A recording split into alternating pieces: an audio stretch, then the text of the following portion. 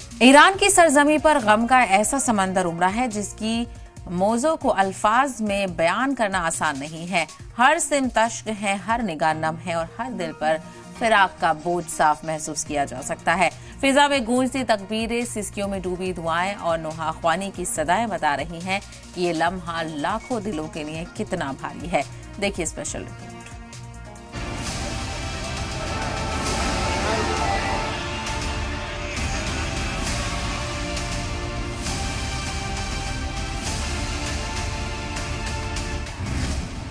मौत उसकी है, करे जिसका जमाना अफसोस।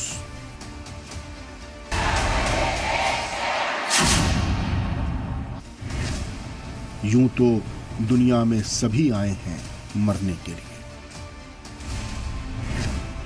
दुनिया का प्रोपेगेंडा, हर जानिब से साजिशों का जाल, झूठ और बुहतान, दहशतगर्दी का इल्जाम, बरसों की पाबंदियां, माशी नाकेबंदी, इस्लामी लिबास में भी दुश्मन।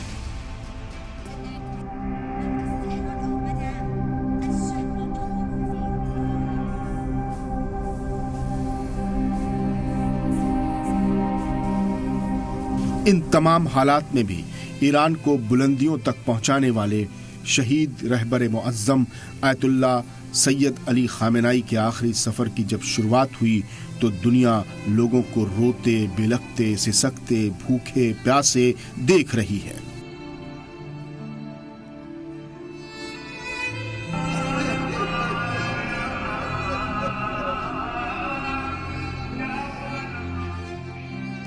हर आंख नम है, हर आंख में गम है, हर चेहरे पर मायूसी है, हर दिल में दर्द है। सड़कों पर इंसानों का समंदर उमड़ पड़ा है, आंखों से अश्कों का सैलाब बह रहा है। कोई सीना कोबी कर रहा है, कोई दामन फैलाकर दुआएं मांग रहा है, तो कोई खामोशी से अपने रहबर की आखिरी झलक पाने के लिए घंटों से इंतजार में खड़ा है।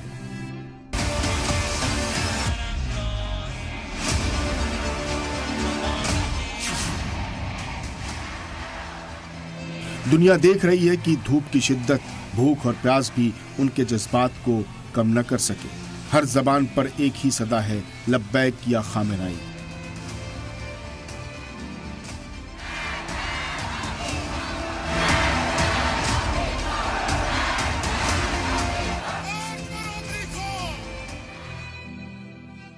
ये वही खामेनाई का जनाजा है जिन्होंने दुश्मनों के सामने सर झुकाने से बेहतर शहादत को चुना।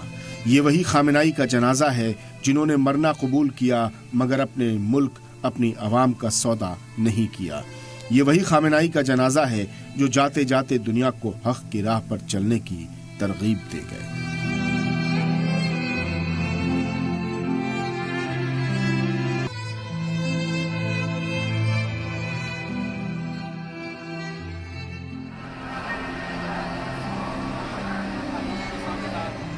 सच तो यह है कि यह सिर्फ एक जनाजा नहीं बल्कि एक ऐसे रहबर को अलविदा कहने का मंजर है जिसने इनकलाब के बाद ईरान को मुश्किल हालात से निकालकर आज़ादी और खुददारी की राह पर चलना सिखाया।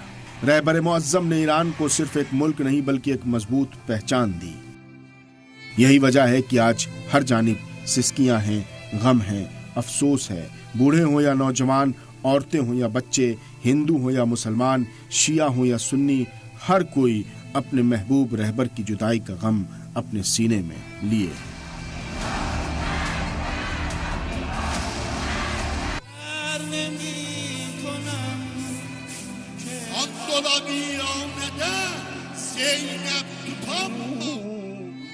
माहौल ऐसा है कि फिजा भी मातम ज़दा नजर आती है। तकबीरों और नौहों की आवाजें आसमान तक गूंज रही हैं। अश्कों का सिलसिला थमता नहीं, दुआओं का सफर रुकता नहीं। ऐसा लगता है जैसे जमीन और आसमान दोनों इस मंजर के खामोश गवाह बन गए हों।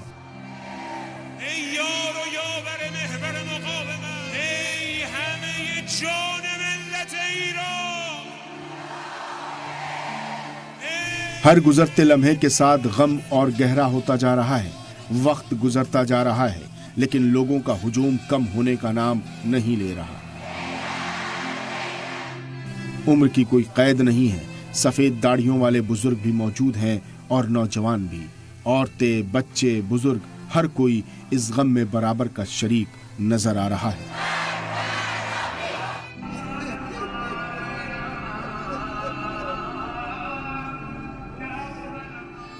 हवा में एक अजीब सी खामोशी है, लेकिन उसी खामोशी के भीतर लाखों दिलों की धड़कनें सुनाई देती हैं।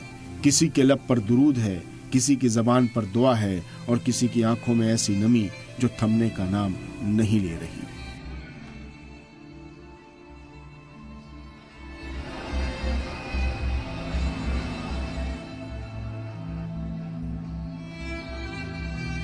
कोई खामोशी से दुआ में मशगूल है, कोई अश्क पोंछते हुए आखिरी दीदार की आरजू लिए खड़ा है, तो कोई अपने बच्चों को कंधों पर बिठाकर इस मंजर का गवाह बना रहा है। भूख और प्यास की शिद्दत भी इन कदमों को रोक नहीं पा रही।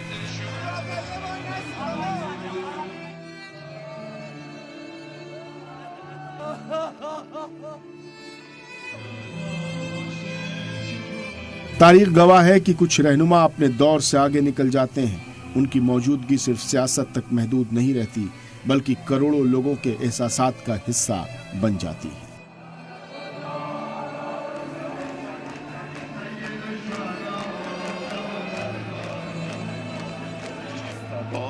आज की ये तस्वीरें बरसों तक याद रखी जाएंगी। अश्कों से भीगी आंखें, दुआ के लिए उठे हाथ, तकबीरों से गूंजती फिजा और गम में डूबे लाखों चेहरे। ये मंजर सिर्फ एक रुखसती का नहीं, बल्कि उन जज्बात का है जिन्हें ना वक्त मिटा सकता है और ना फासले कम कर सकते हैं। कुछ नाम तारीखों में लिखे जाते हैं और कुछ दिलों में, और जब ऐसे नामों की रुखसती होती है तो पूरी कौम की आंखें नम हो जाती हैं। सलाम टीवी के लिए दिल्ली से नदीम अहमद की रिपोर्ट।